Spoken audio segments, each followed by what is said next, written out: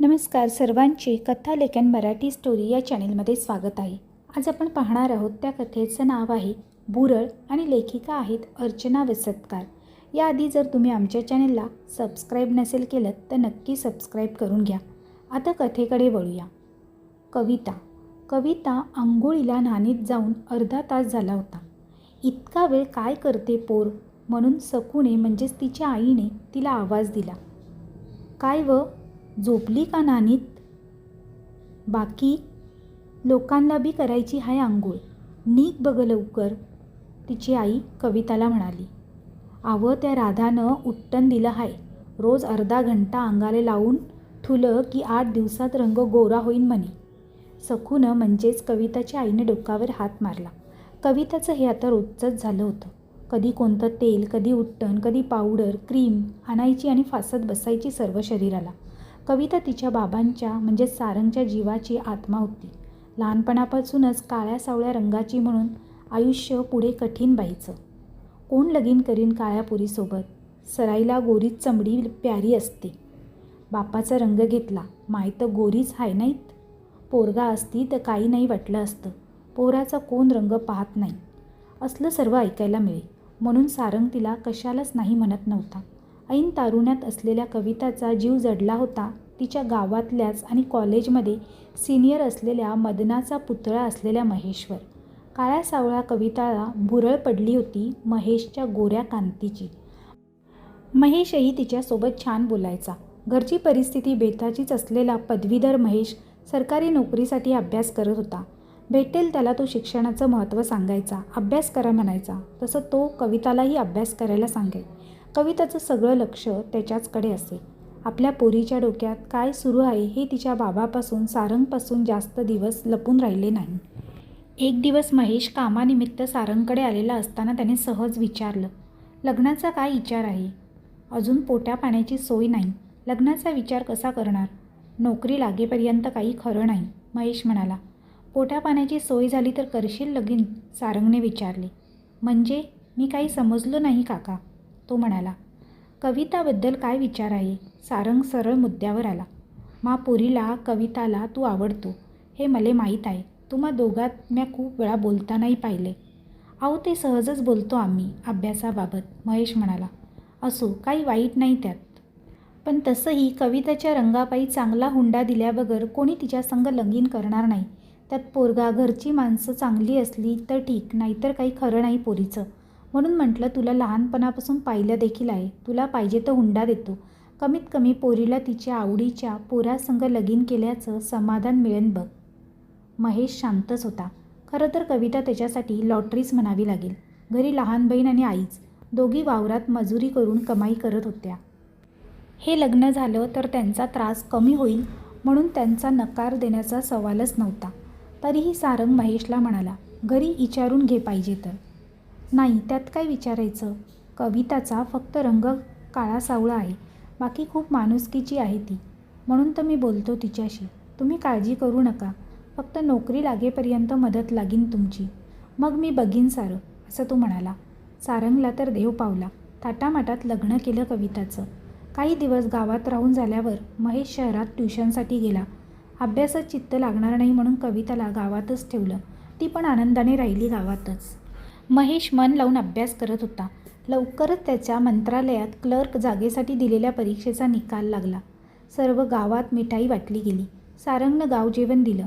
महेश सुरुवातीला मुंबईला एकटाच गेला. राहायची सोय झाली की मग कविताला नेतो म्हणाला. नशीब काढलं पोरीनं. रंगानं काळी असली तरी पायानं लक्ष्मी हाय साक्षात. अशी वाक्य कानावर पडली की कविता हुरळून जात होती. सासू आणि नणंद तिला काहीच करू देत नव्हत्या. सगळं कसं छान सुरू होतं, अगदी स्वप्नवत. पण नोकरी लागून 4-5 महिने झाले तरी महेश कविताला सोबत न्यायला तयार नव्हता. प्रत्येक वेळी काही ना काही कारण सबब सांगून तिला न्यायचं टाळी. पूर्वीसारखं लागवी बोलणं कमी झालं होतं. गावी आल्यावरही मोबाईलमध्ये गुंग असे. आधी 15 दिवसात येई, आता 1-1.5 महिना झाला. खूप नांदा लावला की मग येई. त्यातही मला कामाचा खूप लोड आहे अशी रट लावे. आता हे खूप झालं, नक्की काय आहे ते बघायलाच हवं म्हणून कविता सर्वांना महेशला गोड धक्का द्यायला जाते असं सांगून मुंबईला गेली. कविता जाऊन सरळ महेशच्या ऑफिसमध्ये धडकली. तिला असं अचानक समोर पाहून तो गांगरला. पण लगेच स्वतःला सावरत त्याने कविताची आपल्या सहकाऱ्यांना ओळख करून दिली. खूप लकी आहेस तू कविता, छान नवरा मिळाला तुला, सिमी कविताला म्हणाली. माहीत आहे मला, महेशचा हात अधिकच घट्ट पकडून कविता म्हणाली. गोऱ्या आणि जीन्स टॉप घातलेल्या सिमीला पाहून कविता इन्सिक्युअर झाली आहे हे समजून सुट्टी घेऊन महेशने तिथून लवकरच पळ काढला. असं एकटं कोणालाही न सोबत घेता परगावी इतक्या दूर येणं बरं नाही कविता, काही झालं असतं तर, तो म्हणाला.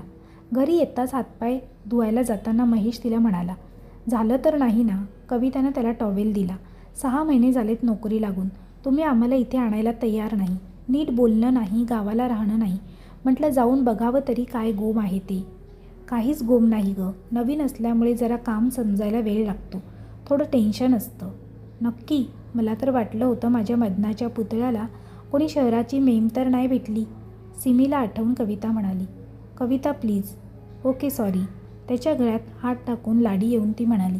संध्याकाळ झाली आहे, तुमच्या मित्रानं आपल्याला पार्टीत बोलावलं आहे, चला तयारी करू. महेश शांत होता, काहीच बोलला नाही.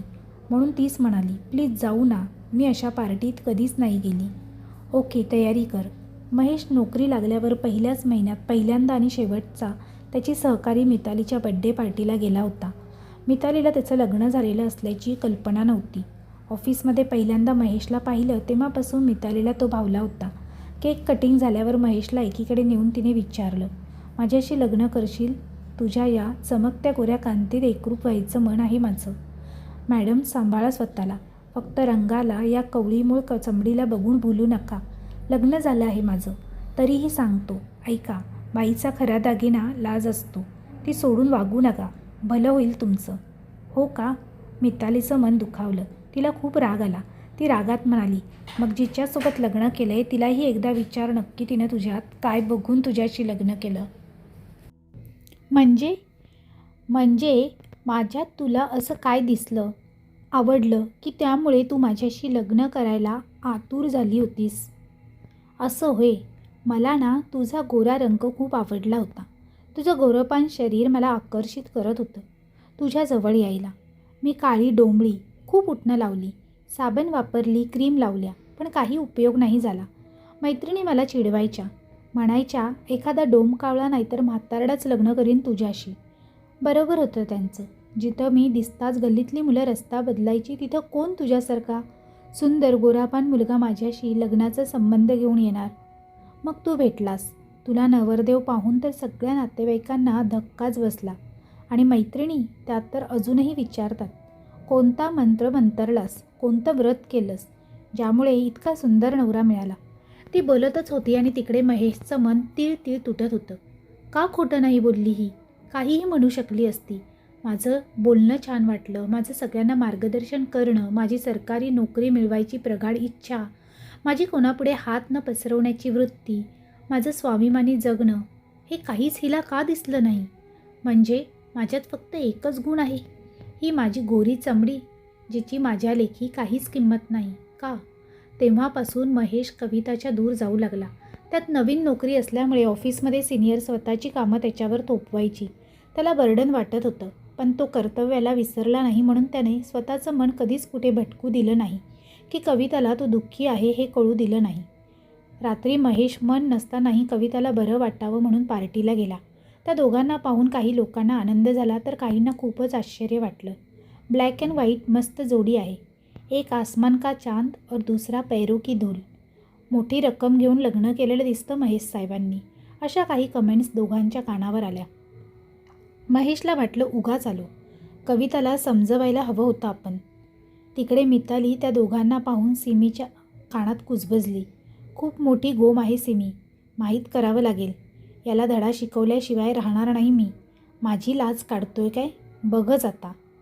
अगं म्हणून तर तुला म्हटलं आज काहीही करून पार्टीला येच. ऑफिसमध्ये हिला बघता शॉक बसला मला पण. अरे महेश साहेबांना आणि मॅडमला कोल्ड्रिंक द्या, मिताली वेटरला म्हणाली. मितालीला पाहताच महेश थोडा नर्वस झाला.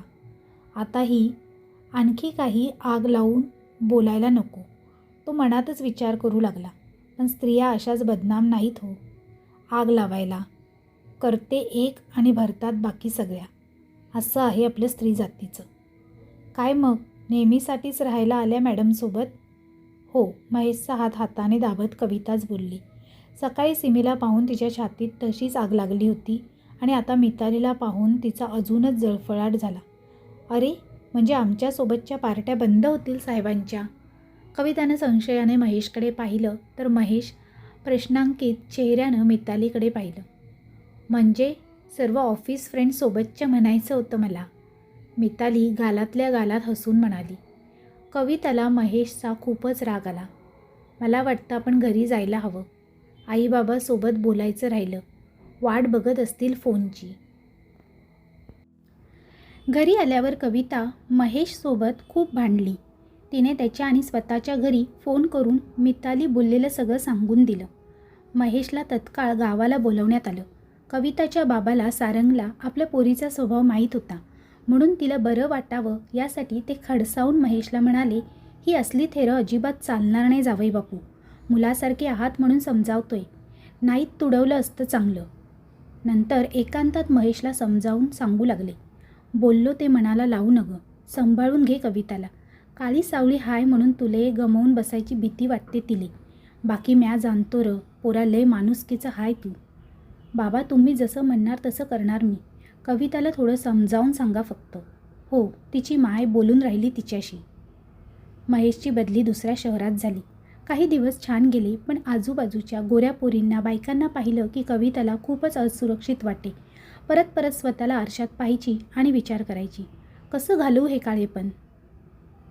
लग्नाला आता 2 वर्ष पूर्ण झाली. सगळ्यांना एकच आस होती, लवकरात लवकर कविताची कूस उजवावी, म्हणजे तिला काळ्या गोऱ्याचा विचार करायला वेळ मिळणार नाही आणि एकदा बाळात रुळली की सगळं विसरेल ती. महेश ही त्याचीच वाट बघत होता आणि तो दिवस उगवला. खरंच दिवस गेले तेव्हापासून कविता खूप रिलॅक्स राहू लागली. तिची सासू तिला काहीच करू देत नसे. मग स्वतःचं लक्ष ठेवण्यात आणि बाळासाठी नवनवीन वस्तू बनवण्यात तिचा वेळ छान जाऊ लागला. सगळं कसं सुरळीत चाललं होतं. कविताला 3रा महिना सुरू झाला. नेहमीसारखंच त्या दिवशी कविता महेशसोबत रुटीन चेकअपसाठी डॉक्टरकडे गेली. तिथे एका बाईजवळ तिने गोऱ्यापान बाळाला पाहिलं. येणारा जाणारा प्रत्येक जण क्षणभर थांबून एक नजर त्या बाळाला पाही, त्याचे लाड करी आणि मगच पुढे जाई. बस, कविताच्या मनाने ठरवलं, असंच गोरं गोमटं बाळ हवं मला. कविता महेश, तिचा नंबर आला.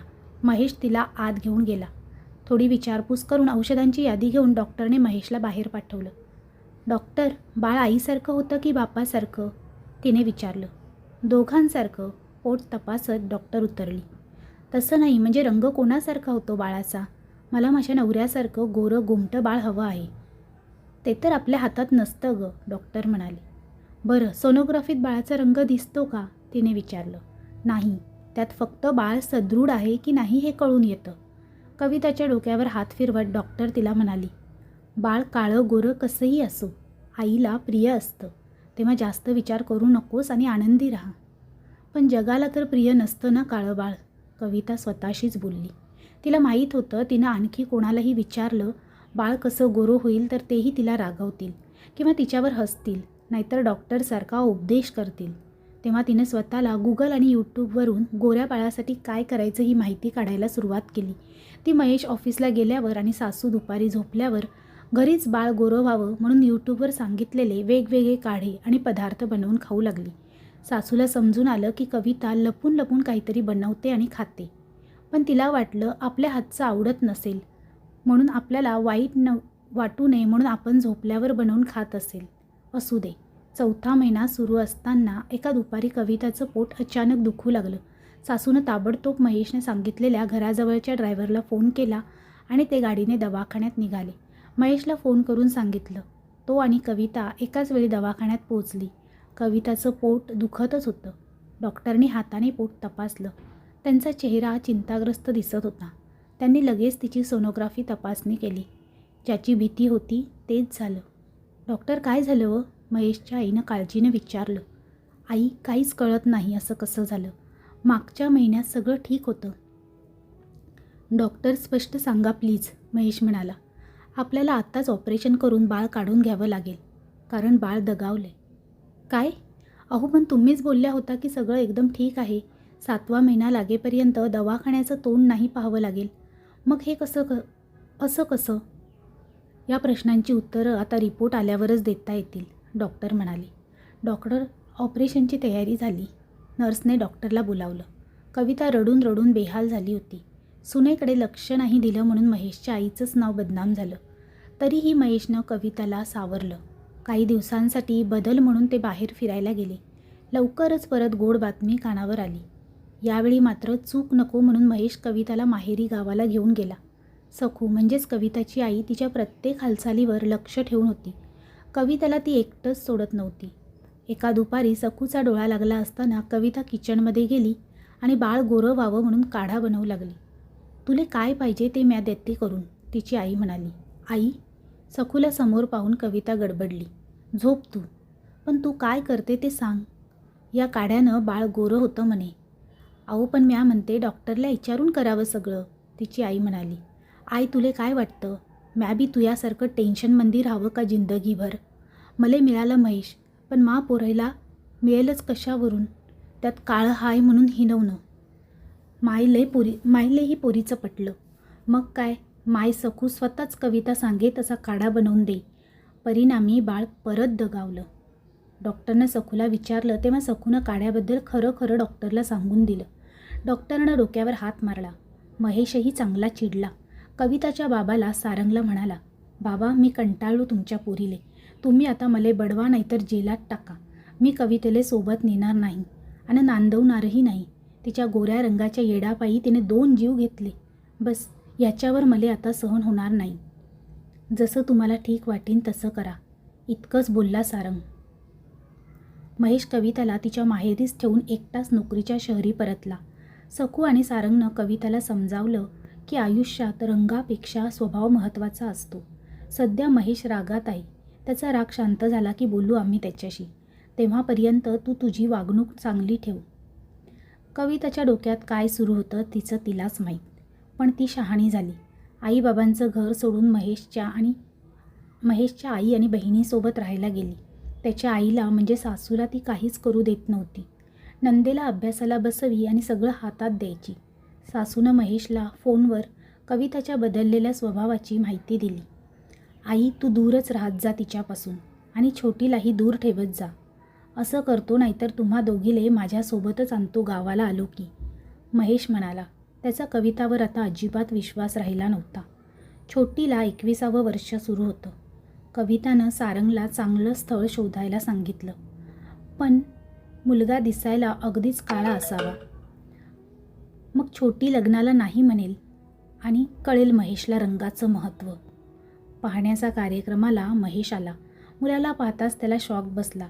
छोटी इतकी नितळ गोरी आणि मुलगा, तिला काय वाटेल. पण छोटी त्याचीच बहीण. तिनं रंगाला बघितलंच नाही. फक्त एकट्यात मुलासोबत बोलायची परवानगी मागितली. मुलगाही छान शिकलेला नोकरदार होता. दोघंही मोकळं बोलले. शंकांचं निरासरण झालं आणि हो म्हटलं. लग्न ठरलं. नवीन सोयरा जोडताना आपलं फाटलेलं नातं लपवण्यासाठी महेश कविताला काहीच असं तसं बोलला नाही. त्यात बहिणीचं लग्न तिला समजून घेणाऱ्या मुलासोबत जुळलं यातच त्याला खूप आनंद वाटला. पण कविताचा मात्र जळफळाट होऊ लागला. तिनं जे चितलं त्याच्या अगदी विरुद्ध झालं.